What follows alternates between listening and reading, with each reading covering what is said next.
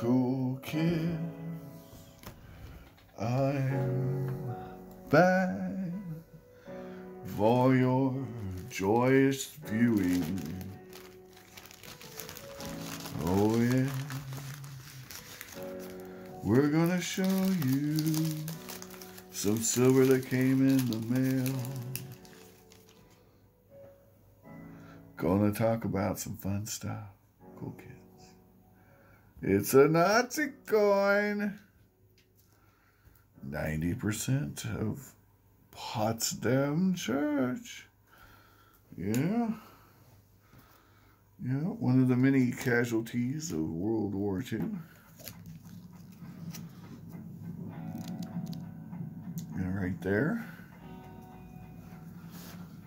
Oh boy.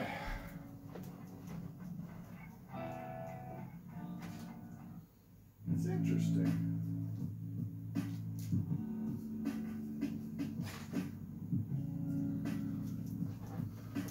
Interesting. How, even after all these years, you still hear about the Third Reich almost on a daily basis. Like, there's only a few people on this earth that you hear about almost on a daily basis. The leader of the Third Reich is one of them.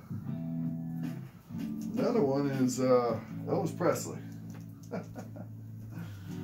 Yeah. Man. Is that a coincidence? I don't know.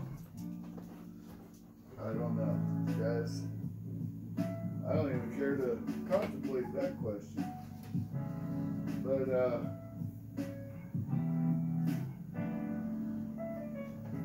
I gotta tell you, it's an interesting one, isn't it?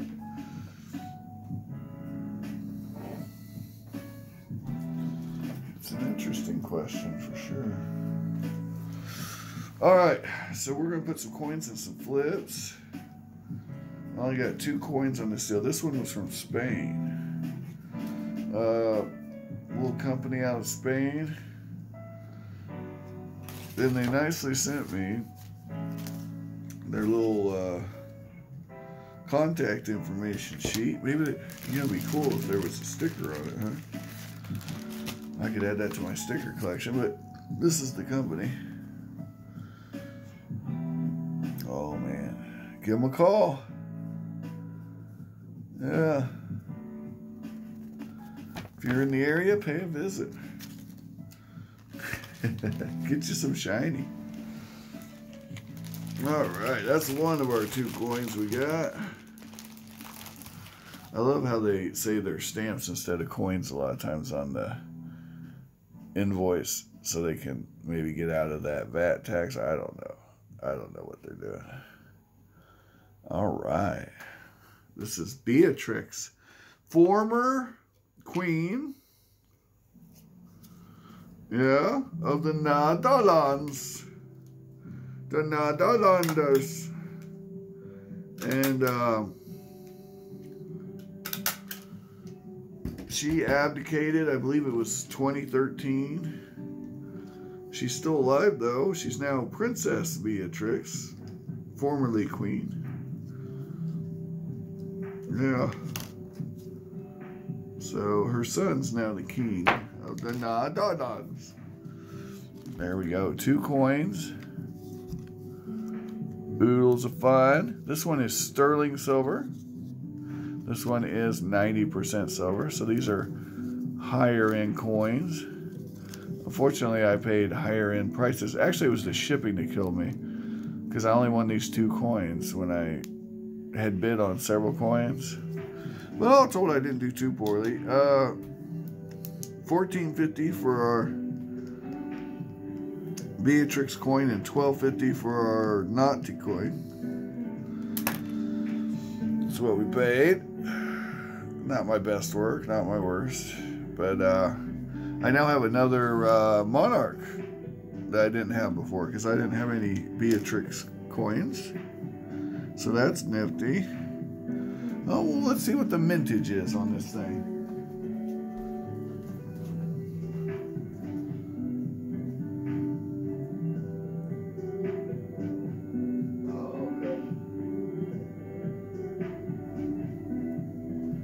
630,000 coins. That's not a particularly high mintage. We'll write that one down.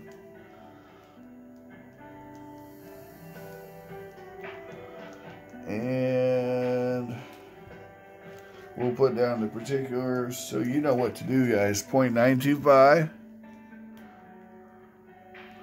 We're making our silverbacks.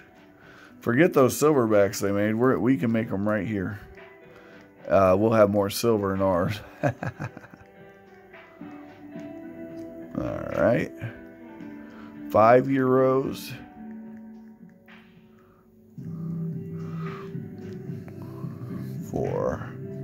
And our ASW on this is 0.3412, I believe.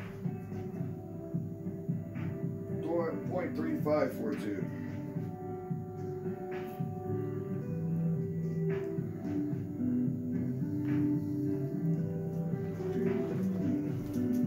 So about the same amount as a U.S. silver dollar. So there you go. Woo. And I already know what this one is.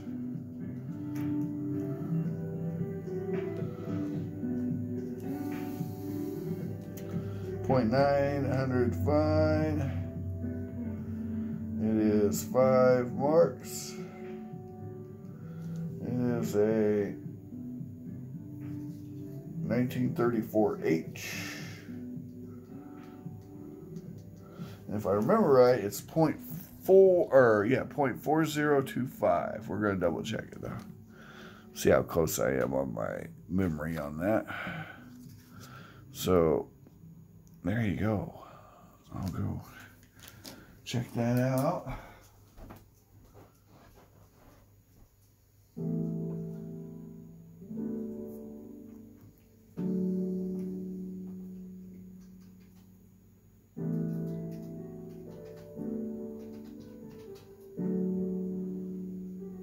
Oh, 0.4016. So I was a little off. Oh boy, it's early in the morning. I've been working. You'd think I'd have these things memorized, though. All right, so there we go, 0.4016, and we'll put Germany here, and we now have a silverback because we have our denomination, 5 marks, ASW, fineness, country of origin, mint and year. And we know what we paid for it. I don't know how much more silverback you can get than that. Guys, this one will be short and sweet, man. Quickly, I'll talk about a few things. So, silver's going up, generally, the trend. But it's not up any major amount. It's not up any, you know, when you compare it to a year ago, it's not up at all. I don't think the big moves happened yet. And I think depending on how the markets go, silver either it'll stay flat, it could drop. I don't really foresee a drop, not a big one. And if the markets go bad, it could drop significantly, of course, initially, but then it'll, as people flee to security, it'll go up, and it'll go up fast and hard like it always does when it goes parabolic. And if you missed out on 2011, just know that when silver moves, it moves fast and hard, man. It's very volatile. They'll overcorrect to the high side, and they'll overcorrect to the low side, sometimes for 10 years. That 10-year gap between 2011 and 20, well, it wasn't even 10 years. It would have been 2019 was your last real chance to get cheap silver. If you were buying from 2013 to 2019, that 6-year period, you were sitting pretty. And if you were buying before the year 2000, from say 1981 to 2000, you're sitting pretty. If you were buying in 2009 to 2012, you're not sitting very pretty at all. And if you were buying from 2020 on, you're not sitting quite as pretty, but you're still in pretty good shape. All of that could blow up, though, if silver goes parabolic again. People will be, man, it'll be coming out of the woodwork, man. Got another coin show Sunday. I may or may not be going to, depending on work. Man, yeah, I gotta get some sleep today. But I want to thank you guys for watching, and yeah, just guys, watch. I'm not going to try to predict the highs or lows. What you got to do is pick out a price point that you're comfortable with. I keep telling you, it's a tank of gas.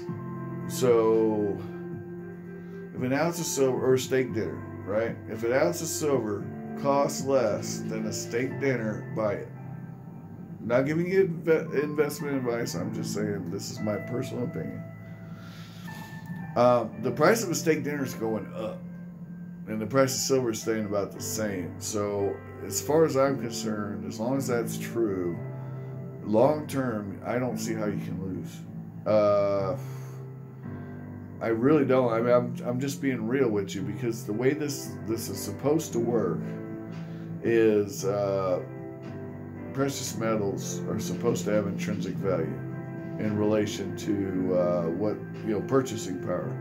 The old theory is a fine suit in Rome costs about what a fine suit today costs in gold, nominal gold. So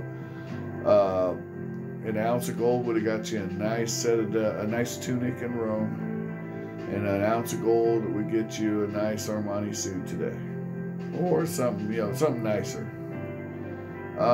Silver, like I said, it's a steak dinner, a nice meal. An ounce of silver should get you a nice meal, something you can really enjoy, probably for two people. Maybe not eating ribeye on that two people deal, but one person's eating ribeye. If an ounce of silver is lower than that, it's a buy. If a tank of gas, depending on, say a 10-gallon tank,